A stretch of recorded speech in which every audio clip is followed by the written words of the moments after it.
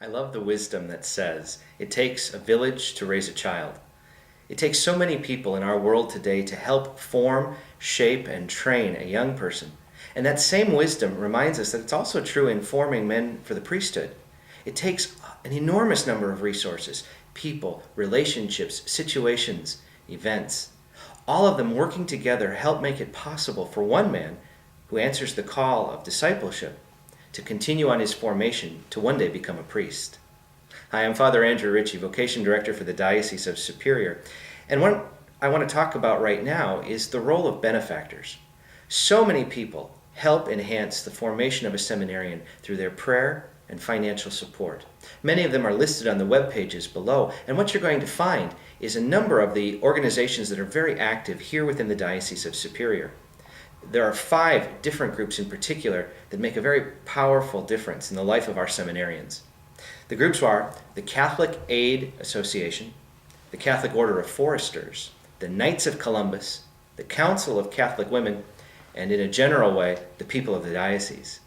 Now, all of these groups have different websites and informational resources. Many of them are active within the diocese, and many of them have vibrant organizations going on, meetings, groups that do far more than just help seminarians.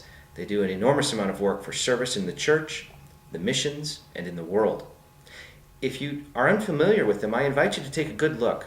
They do great work, and they are vital in helping us, particularly in how they support our seminarians, not only in the financial way, but in the ongoing way through support for gas and food and helping out a guy when he needs to take care of some of his extra bills that are part of growing up and part of life.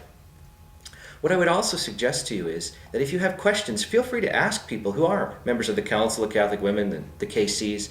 Ask them what they do. Ask them what it means to belong.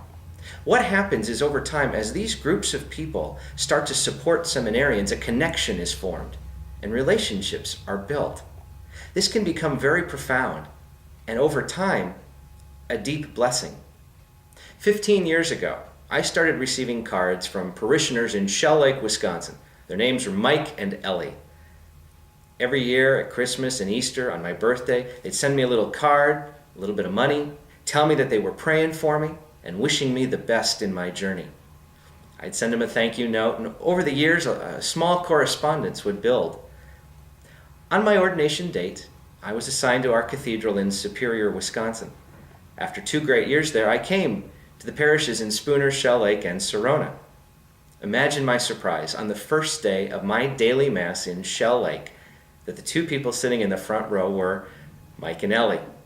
I had the chance over those years, in these last 8 years I've been the priest in Shell Lake, to bless them on their 50th wedding anniversary, and a little over a year ago to celebrate Mike's funeral. I still see Ellie every day at daily Mass. I'm still honored to be their priest.